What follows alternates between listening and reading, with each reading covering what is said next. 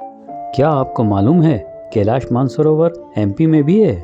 जी हाँ दोस्तों, भले ही यहाँ बर्फ़ के पहाड़ ना हों मगर भगवान भोलेनाथ ज़रूर हैं। मध्य प्रदेश की राजधानी भोपाल में 5 एकड़ में फैला कैलाश मानसरोवर धाम है। फंदा के पास हाईवे से लगभग 1 किलोमीटर अंदर यह मंदिर स्थित है। रास्ता कच्चा है मगर सुंदर है और चारों ओर हरियाली से भरपूर है। दूर से ही कैलाश पर्वत नज़र आ जाता है। वाकई मानसरोवर धाम कला का अद्भुत नमूना है। मंदिर में शिवलोक का बहुत ही सुंदर दृश्य प्रस्तुत किया गया है और यहाँ पर विष्णु लोक और गोलोक भी प्रस्तावित है। फिलहाल तो अभी शिवलोक का निर्माण कार्य पूर्ण हो चुका है। यहाँ भारत की पहली 51 फीट की भगवान शिव की पाषाण प्रतिमा है। 150 टन वजनी प्रतिमा जिसका ओडिशा के कारीगरों द्वारा निर्माण कार्य किया गया है। इस शिवलोक में प्रवेश के लिए विशाल नंदी गेट है जो कि 21 फीट ऊंचा और 25 फीट लंबा है। नंदी जी के नीचे से शिवलोक में प्रवेश किया जा सकता है। इसके अलावा नाग कन्या का जल नंदी जी के चरणों में एक नहर के रूप में प्रवाहित होता है। इस शिवलोक की प्राण प्रतिष्ठा फरवरी 2023 में हुई थी। तभी से मंदिर का कार्य तेजी से चल रहा है।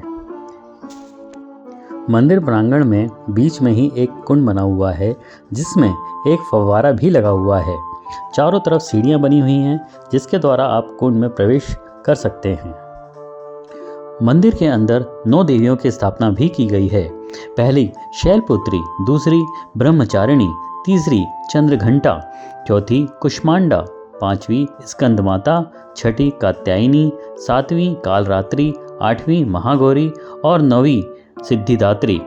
नवरात्रि के समय मंदिर में 9 दिन विशेष पूजा की जाती है।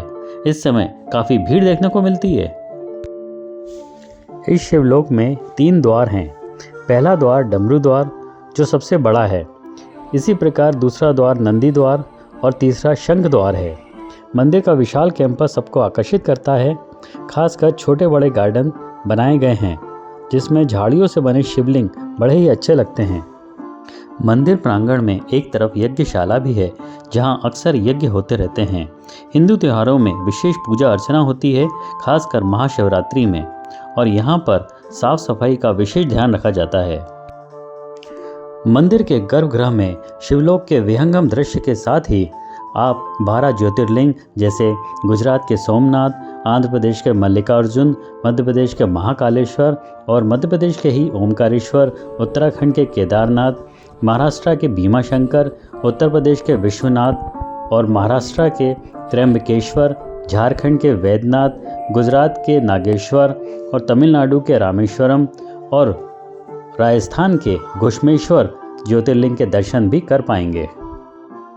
मंदिर के अंदर ज्ञान, विज्ञान, धर्म, ज्योतिष और योग में सर्वोपरि सप्त ऋषिगण कश्यप, अत्रि, वशिष्ठ, विश्वामित्र, गौतम और जम, दग्नि और भारद्वाज विराजमान हैं। इन्हें वैदिक धर्म का आधार माना जाता है। पौराणिक मान्यताओं के मुताबिक इनकी उत्पत्ति ब्रह्मा जी के मस्तिष्क से हुई थी।